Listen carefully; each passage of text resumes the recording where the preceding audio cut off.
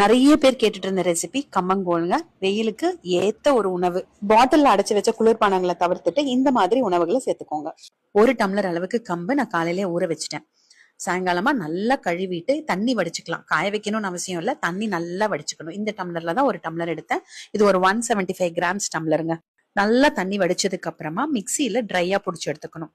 இது ஈரம் இருக்கும், ஆனா தண்ணி இருக்கக்கூடாது. தண்ணி ஊத்தாம ட்ரையா பொடிச்சு எடுத்துக்கணும். ஒரு 2-3 தடவை கலந்து விட்டு கூட பொடிச்சுக்கோங்க. ஏன்னா நம்ம மிக்சியில போடும்போது மேல கொஞ்சம் கம்பு நிக்கும். அதெல்லாம் கலந்து விட்டு பொடிச்சிங்கன்னா தான் நல்லா பொடியும்.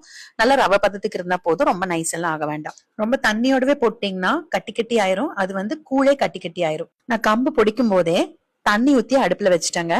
நான் எந்த டம்ளர்ல கம்பு எடுத்தனோ அதுல ஒரு 8 டம்ளர் தண்ணி ஊத்தி இருக்கேன். கரெக்டா இருக்கும். தண்ணி நல்லா கொதிச்சதுக்கு அப்புறம் தான் இந்த பொடிச்சு வச்சிருக்கிற கம்பு உள்ள சேர்த்தணும். நீங்க ஒரு பக்கம் கொட்டிட்டு ஒரு பக்கம் கலந்து விட்டுட்டே கூட பண்ணலாம். நான் அடுப்பு சிம் பண்ணிட்டு அந்த கம்பு முழுவதுமே உள்ள சேர்த்துட்டேங்க. உள்ள சேர்க்கும் போது அந்த பொடிச்சது கட்டி கட்டி இல்லாம கொஞ்சம் பாத்துக்கோங்க. இருந்ததுன்னா அப்படியே உடைச்சு விட்டுக்கோங்க கையிலேயே. ஏன்னா தண்ணிக்குள்ள போட்டதுக்கு அப்புறம் அந்த கட்டிகள் உடையாது, அப்படியேதான் இருக்கும்.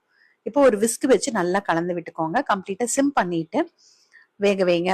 மூடி போட வேண்டாம். மூடி போட்டா பொங்கி வெளியில வரும். கரெக்டா 10 நிமிஷம் தண்ணி கொதிச்சதுக்கு அப்புறம் தான் நம்ம உள்ள போட்டிருக்கோம். ஒரு 10 நிமிஷம் இந்த மாதிரி அப்பப்ப கலந்து விட்டீங்க அப்படின்னா சூப்பரா வெந்துடும். நல்ல ஒரு மனம் வருங்க.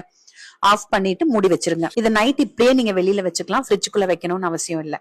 நான் பாத்தீங்கன்னா என் பசங்க நைட்டு கொஞ்சம் வேலை செய்வாங்க. அவங்க கிட்ட சொல்லிட்டேன், நைட்டு மிட் நைட்ல ஆறி இருந்ததுன்னா தண்ணி ஊத்தி வைக்க சொல்லி. அப்ப அதுல தண்ணி ஊத்தி வச்சுட்டாங்க. தண்ணி ஊத்தி வச்சா ரொம்ப நல்லா இருக்கும் காலையிலக்கு கரைக்கிறதுக்கு. சூடா தண்ணி ஊத்திர வேண்டாம். நல்லா ஆறினதுக்கு அப்புறமா தண்ணி ஊத்துங்க. தண்ணி ஊத்தலனாலும் பிரச்சனை இல்லை. முன்னாடி நாள் நைட்டு தானே பண்றோம். அடுத்த நாள் காலையிலக்கு நீங்க ஃப்ரிட்ஜ்ல வைக்காமையே கரைக்கும் போது தண்ணி ஊத்தி கரைச்சிக்கலாம். தேவையான அளவு தண்ணி ஊத்தி நல்லா கரைச்சுக்கோங்க. 2 கரண்டி அளவுக்கு தயிர், அதுவும் கொஞ்சம் உள்ள சேர்த்துக்கிறேன். இப்ப இது நீங்க முழுவதுமா பண்ண வேண்டாம்னு நினைச்சீங்கன்னா இதுல பாதி எடுத்து நீங்க இந்த தண்ணியோடவே ஃப்ரிட்ஜ்ல வச்சிட்டீங்கன்னா அடுத்த நாள் காலையில கூட நீங்க கரைச்சிக்கலாம். 2 நாளைக்கு ஆகிற மாதிரி மட்டும் செஞ்சுக்கோங்க. இது ஒன்றும் பெரிய வேலை இல்லை இல்லைங்களா? கடையிலேயே கம்பு குரணை கிடைக்குதுங்க. ஆனா அது பாத்தீங்கன்னா பெருசு பெருசா இருக்கும். திருப்பி அதை மிக்சியில போட்டுதான் பண்ண வேண்டியிருக்கும். அதனால நான் முழு கம்பே வாங்கி இந்த மாதிரி பண்ணிக்குவேன். முழு கம்பு வாங்கி ஊற வச்சு நல்லா கழுவி காய வச்சு பொடிச்சு வச்சிட்டீங்கன்னா நீங்க தேவையானப்ப கூல் பண்ணிக்கலாம். கெட்டியா அப்படியே பிளேட்ல போட்டு சாப்பிடுற மாதிரி இருந்ததுன்னா கெட்டியாவே வச்சுக்கோங்க. இல்ல டம்ளர்ல ஊத்தி குடிக்கிற மாதிரி இருந்ததுன்னா கொஞ்சம் தண்ணி சேர்த்துக்கோங்க. நிறைய சின்ன வெங்காயம் பொடி பொடியா வெட்டி சேர்த்துக்கோங்க. கொத்தமல்லி தலையும் கழுவிட்டு பொடி பொடியா கட் பண்ணி சேர்த்துக்கலாம். இது கூட நீங்க மாங்காய், வெள்ளரிக்காய் எல்லாம் துருவி சேர்த்துக்கலாம். வேணும்னா பச்சை மிளகாய் கூட சேர்த்துக்கோங்க. ஊற ஊற நல்லா இருக்கும் கடிச்சிட்டு சாப்பிடுறதுக்கு.